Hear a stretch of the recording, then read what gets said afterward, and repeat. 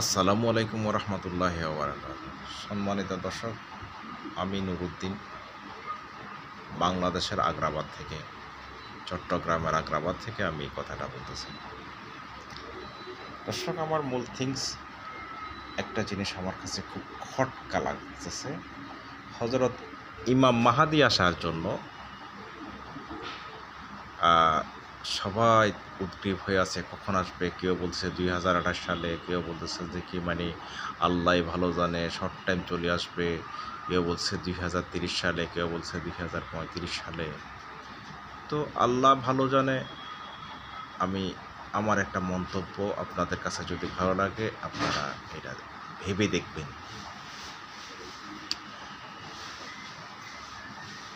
হজরত রাসূল সাল্লাল্লাহু আলাইহি ওয়াসাল্লাম তার হাদিসে উল্লেখ করে গিয়েছে যে ইমাম মাহাদি জিনিস ত্রাণকর্তা হিসাবে আসবে পৃথিবীতে। তিনি হজরত হুসেন রাদিয়াল্লাহু তাআলা আনহুর বংশধর হবে। তিনি মা ফাতেমা রাদিয়াল্লাহু তাআলা আনহুর বংশধর হবে।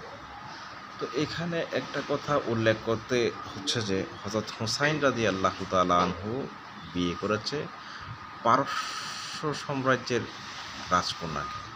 যখন পারস্য সাম্রাজ্য তখন মুসলমানরা জয়লাভ করলো, তখন পারস্য সাম্রাজ্যের গনিমতের মাল হিসাবে পারস্য সাম্রাজ্যের রাজকন্যাকেও বন্দি করে এরা মদিনায় নিয়ে এসেছে। তো সেই অবস্থায় ওই সময় হোসেন রাদিয়াল্লাহু তাআলা আনহুকে সে পারস্য সাম্রাজ্যের কন্যাকে বিয়ে করানো হয়েছে।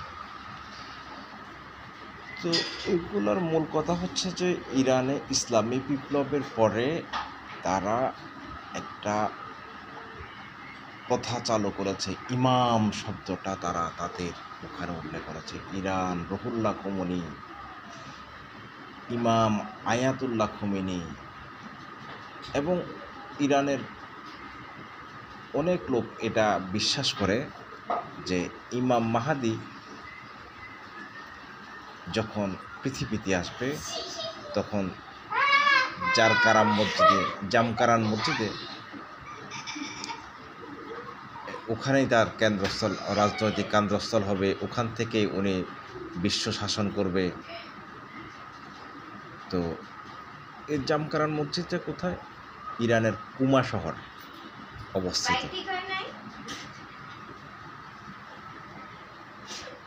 তো সম্মানিত দর্শক, আপনারা দেখেন ইরানের ম্যাক্সিমাম লোক এই জিনিসটা ফলো করা যায়, ইমাম আয়াতুল্লাহ খোমেনির পরেই হজরত ইমাম মাহাদির আবির্ভাব হবে। এই ইমাম, আমরা যারা শিয়া সুন্নি ভাগ করতেছি সেখানে আমরা কি বলতেছি, শিয়া খুবই খারাপ জাত, খুবই খারাপ আকিদা। কিন্তু একটা জিনিস খেয়াল করবেন আপনারা, ইমাম আয়াতুল্লাহ খোমেনি রাদিয়াল্লাহু তাআলা আনহু কি বলেছেন? ইমাম আয়াতুল্লাহ খোমেনি রাদিয়াল্লাহু তাআলা আনহু বলেছে, আপনারা সুন্নিরা আপনারা আসেন, আপনারা বসেন, দেখেন কেন আপনারা শিয়া সুন্নি আমাদের সাথে কী করে বিভাজিত করতেছেন। আমাদের আকিদাগুলো আপনারা দেখেন, কিন্তু সুন্নিরা সেই দিন যায় নাই, সেই বাহাসে সুন্নিরা যায় নাই। রাসূল, শিয়ারাও রাসূল মানে, শিয়ারাও আল্লাহ এক মানে, কোরআন মানে, নামাজ পড়ে। তো সাহাবীদের ব্যাপারে আয়াতুল্লাহ খোমেনি একটা কথা বলেছে যে সম্মানের যোগ্য সাহাবীদের ব্যাপারে কোনো রকমের কথা বলা যাবে না। সেটা আয়াতুল্লাহ খোমেনি পরিষ্কার করে বলে দিয়েছে, কিন্তু সেটা সুন্নিরা কিছু বলে নাই। এরপরে হোসেন রাদিয়াল্লাহু তাআলা আনহু মৃত্যুর পরে যে শিয়ারা যেটা মানে শরীরে রক্ত বের করে, এটা উনি বলছে যে এটা আপেক্ষিক, এটা করা ভালো না, এটা নাজায়েজ, এটা কেন করবে এটা।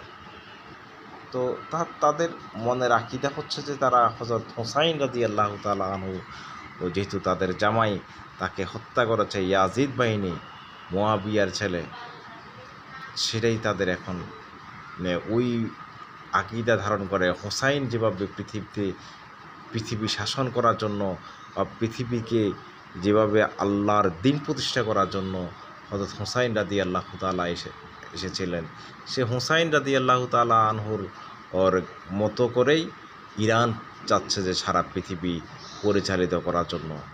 তো আপনারা একটা জিনিস মনে রাখবেন, হয়তো আল্লাহ ভালো জানেন। তো যেহেতু ইরানিরা একটা জিনিস ফলো করতেছে, ইমাম আয়াতুল্লাহ খুমেনির পরে যেহেতু তাদের নতুন কোনো ইমাম এখন নির্বাচিত হয় নাই, তাদের সেই দ্বাদশ ইমাম হযরত ইমাম মাহদী রাদিয়াল্লাহু তাআলা আনহু যখন পৃথিবীতে আগমন করবে, তখন এই হযরত আয়াতুল্লাহ খুমেনির পরেই ইমাম মাহদী সেই ইরানের নেতৃত্ব দিবে। এবং তাদের একটা জিনিস ফলো করেন, তারা কি সুন্দরভাবে ইমাম মাহাদির সৈন্যদেরকে তারা তৈরি করতেছে, আল কুদস বাহিনী, IRGC, এগুলা তারা এখন থেকেই তৈরি করে ফেলছে। ইমাম মাহাদি কাদের কি সৈন্য নিয়ে বের করবে, কী হবে, ঠিক আছে। তো তারা তাদের সৈন্য সামন্ত সব কিছু ইমাম মাহাদির সব কিছু রেডি করে ফেলতেছে। কিন্তু আপনারা আজকে দেখেন সুন্নিরা কী করতেছে, ইসরায়েলের সেই ইহুদি গোষ্ঠীর সাথে একত্রিত হয়ে তারা পৃথিবীর হালুয়া রুটি খাচ্ছে। কেউ মদ নিয়ে বসে আছে, কেউ নারী নিয়ে বসে আছে, কেউ পৃথিবীতে দুবাই তারা একটা স্বপ্নের শহর, ইহুদির মাধ্যমে স্বপ্নের শহর তৈরি করতেছে। তারপরে জর্ডান, ওখানে বলতেছে যে কি ইসরায়েল যদি বলে যে তোর আজকে পায়খানা করে দেবে। তো এইরকম অবস্থা, সুন্নিদের পরিস্থিতি এরকমই। তো এই জন্যই ইহুদিরা এখন ধরে রাখতেছে। আর শিয়ারা দেখতেছেন, শিয়ারাই বিভিন্নভাবে ইহুদিদের নস্যাৎ করতেছে, পরিকল্পনা সব কিছু নষ্ট করতেছে।